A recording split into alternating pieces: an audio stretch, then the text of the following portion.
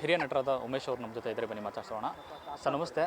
ಸರೋಜಮ್ಮ ಅಂತಂದರೆ ಆಗಿನ ಕಾಲದ ಇಲ್ಲಿ ತನಕ ಅದೊಂದು ಶಿಸ್ತು ಮತ್ತು ಸಂಯಮ ಅವರೊಂದು ಕಲಿಬೇಕಾದ ಸಾಕಷ್ಟು ವಿಚಾರ ಇದೆ. ನೀವು ಅವರ ಆರಂಭದ ದಿನಗಳನ್ನು ನೋಡ್ಕೊಂಡು ಬಂದಿದ್ದೀರಾ. ಸರೋಜಮ್ಮ ಅಂತ ಹೇಳಿದ ತಕ್ಷಣ ನಿಮ್ಮ ನೆನಪಾಗುವಂಥ ದಿನಗಳು? ಅಯ್ಯೋ, ಅವ್ರನ್ನ ನಾವು ಮರೆಯೋದಕ್ಕಾಗಲ್ಲ.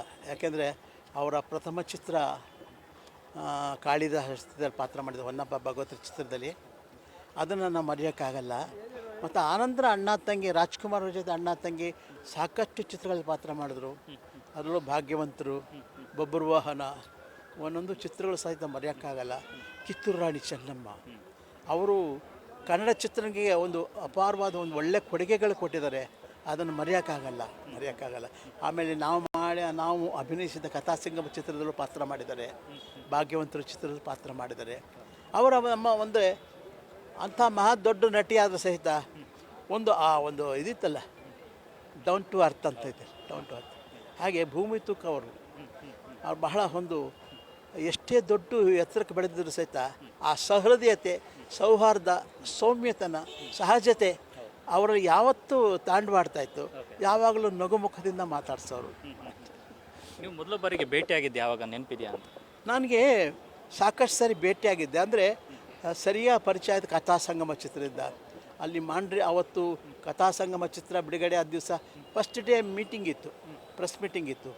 ಅವತ್ತು ಆ ಚಿತ್ರನ ಅವತ್ತು ಮೀಟಿಂಗ್ ದಿವಸ ನನ್ನನ್ನು ಕರೆದುಬಿಟ್ಟು ಹೇಳಿದ್ರು, ಉಮೇಶ್ವರೇ ಭಾಳ ಚೆನ್ನಾಗಿ ಮಾಡಿದ್ರಿ ಉಮೇಶ್ವರ ಅಂತಂದರು. ಇಲ್ಲಮ್ಮ, ನಾನೇನು ಮಾಡಿಲ್ಲ, ಎಲ್ಲ ಪುಟ್ಟಣ್ಣವ್ರು ಮಾಡಿಸಿದ್ದಾರೆ. ನಾನು ಯಾವತ್ತಿದ್ದರೂ ನಿರ್ದೇಶಕರ ಕೈ ಕೂರಿಸುವಂಥದ್ದೇ ಇಲ್ಲ, ಅದು ನಿಮ್ಮ ದೊಡ್ಡತನ. ಆದರೆ ನೀವು ಒಂದು ಅಭಿನಯ ಇದೆಯಲ್ಲ, ರಂಗಭೂಮಿ ಅಭಿನಯ ಅವೆಲ್ಲ ಇದೆಯಲ್ಲ, ಅದನ್ನು ಮರೆಯೋದಕ್ಕಾಗಲ್ಲ. ಅಷ್ಟು ಚೆನ್ನಾಗಿ ಪಾತ್ರ ಮಾಡಿದ್ರಿ ಅಂತ ಅನ್ನೋರು.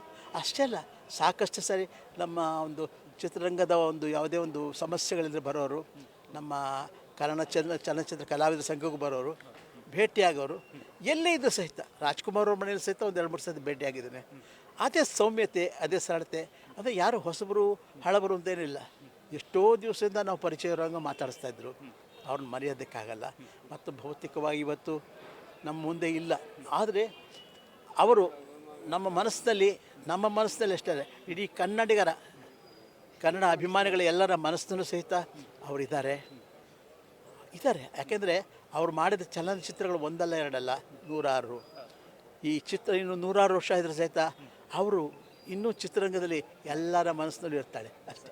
ಧನ್ಯವಾದ. ಕನ್ನಡದಿಂದ ಹೋಗಿ ಅಂದರೆ ಬೇರೆ ಭಾಷೆಗಳಲ್ಲೂ ಒಬ್ಬರು ಸ್ಟಾರ್ ನಟಿಗೆ ಸೂಪರ್ ಸ್ಟಾರ್ ಆಗಿರೋದೆಲ್ಲ ಅಸಾಧ್ಯ. ಅದು ಅಂದರೆ ಸೌತ್ ಇಂಡಿಯಾದಲ್ಲ ಮೊದಲ ಲೇಡಿ ಸೂಪರ್ ಸ್ಟಾರ್ ಅವರು. ಹೌದು. ಅವರು ಫಸ್ಟ್ ಚಿತ್ರ ತಮಿಳು MGR ಜೊತೆ ನಾಡೋಡಿ ಮನ್ನ ಚಿತ್ರ ಬಂದಿದ್ದು. ಆ ಚಿತ್ರ ಬಿಡುಗಡೆ ದಿವಸನೇ ನಾನು ಮೈಸೂರಿನಲ್ಲಿ ನೋಡಿದ್ದೆ. ನಮಗೊಂಥರ ಹೆಮ್ಮೆ ಅನ್ನಿಸ್ತು. ಯಾಕೆಂದರೆ ನಮ್ಮ ಕನ್ನಡ ನಟಿ ಅಲ್ಲಿ ಇದರ ಚೆನ್ನ ಪಾತ್ರ ಮಾಡ್ತಿದ್ದಾರಂತ. ಅವ್ರಿಗೆ ಅನೇಕ ಚಿತ್ರಗಳಲ್ಲಿ ಪಾತ್ರ ಮಾಡೋದು. MGR ಜೊತೆ ಆಗಲಿ, ಶಿವಾಜಿ ಗಣೇಶನ ಜೊತೆ, ಜಮಿನಿ ಗಣೇಶನ ಜೊತೆ, ಎಲ್ಲ ಕಲಾವಿದರ ಜೊತೆ ಪಾತ್ರ ಮಾಡಿದ್ದಾರೆ. ಹಿಂದಿಯಲ್ಲಿ ರಾಜೇಂದ್ರ ಕುಮಾರ್ ಜೊತೆ ಅನೇಕ ಚಿತ್ರಗಳೆಲ್ಲ ಪಾತ್ರ ಮಾಡಿದ್ದಾರೆ. ನೋಡಿದ್ದೀವಲ್ಲ, ಅದು ನಮಗೊಂದು ಹೆಮ್ಮೆ ಅಲ್ವೇ? ನಮ್ಮ ಕನ್ನಡಿಗರಾಗಿ ಅಲ್ಲೆಲ್ಲ ಎಲ್ಲ ಭಾಷೆಯ ಚಿತ್ರಗಳಲ್ಲಿ ಪಾತ್ರ ಮಾಡಿದ್ದಾರೆ. ಅದು ನಮಗೊಂದು ಹೆಮ್ಮೆ ಅಲ್ವೇ? ಅದನ್ನು ಅವರ ಕೊಡುಗೆ ಇದೆಯಲ್ಲ, ಸರೋಜದೇವರ ಕೊಡುಗೆ ಇದೆಯಲ್ಲ, ಅದು ನಾವು ಮರೆಯೋಕ್ಕಾಗಲ್ಲ.